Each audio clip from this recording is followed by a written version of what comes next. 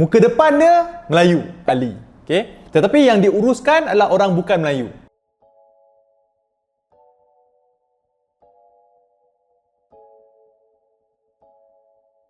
Assalamualaikum dan selamat datang ke YouTube channel Dr. Adam Zubir, Doktor Kewangan Anda. So, dalam video kali ini, saya nak ulas satu topik tentang Alibaba. Jangan salah faham, ini bukan cerita Alibaba bujang lapuk itu bukan. Ini kenaan dengan fenomena Alibaba dalam konteks ekonomi, politik dan perniagaan lah. Baru-baru ini Kerajaan Perpaduan mahu memperkenalkan dasar anti Alibaba dalam proses perangkaan seperti dipersetujui Majlis Tindakan Ekonomi Negara pada Julai lalu.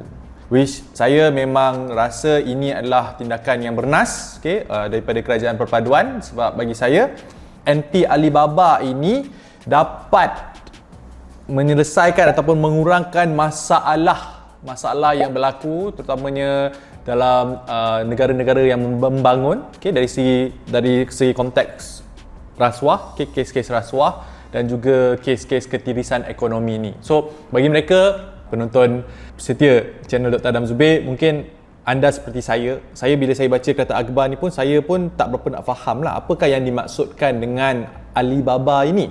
Ataupun ada dia menjadi satu kata kerja mengalibabakan.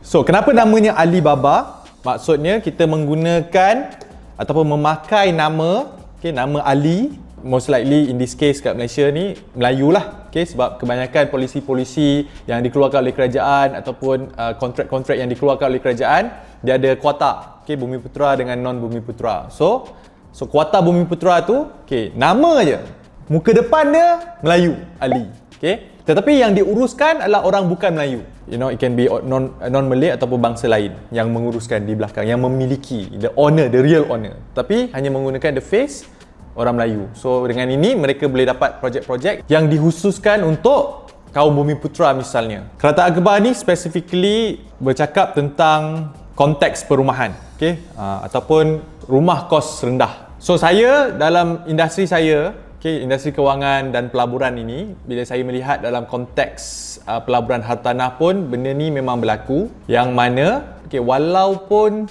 sesebuah properti ataupun hartanah tersebut bertujuan sebagai satu perumahan kos rendah untuk golongan-golongan yang tidak mampu untuk memiliki rumah, tetapi ada unsur-unsur Alibaba di mana mereka menggunakan nama seseorang individu tersebut ataupun memanipulasikan keadaan diri sendiri untuk membolehkan mereka mendapatkan rumah tersebut. In fact, benda ni berlaku. Tak boleh nak dinafikan. So ada juga ramai orang yang memang kalau kita lihat dari segi pendapatannya memang T20, sangat-sangat kaya, tetapi masih lagi membeli rumah-rumah kos rendah ini, kemudian menyewakan kepada orang lain demi tujuan untuk mendapatkan keuntungan. Dan benda ni memang saya tak setuju. Terus terang saya bagi tahu, memang saya tak setuju dan saya rasa benda ni tak beretika. Bila kita cakap soal etika ni, memang kena ambil kira semua benda. Terutamanya konsep keadilan itu sendiri. So keadilan ni dari segi definisinya adalah meletakkan sesuatu pada tempatnya. Macam saya sendiri memang alhamdulillah, saya memang tak belilah rumah-rumah kos rendah ataupun rumah-rumah kerajaan. Even in fact rumah WIP ke dan sebagainya, saya pun tak beli sebab saya tahu itu bukan hak saya. Saya rasa rumah-rumah ni lebih sesuai untuk diberikan kepada orang-orang yang berhak menerimanya, terutamanya mereka yang bergaji rendah, mereka yang B40 misalnya. So mereka ni lah berhak untuk membeli rumah-rumah kos rendah ini.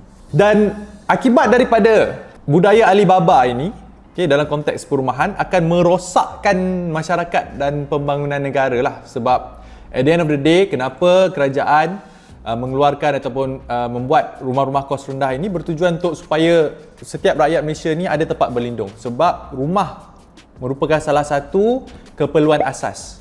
Semua orang mesti ada rumah mereka yang mereka boleh tinggal dan supaya mereka mempunyai kehidupan yang lebih selamat, aman dan tenang.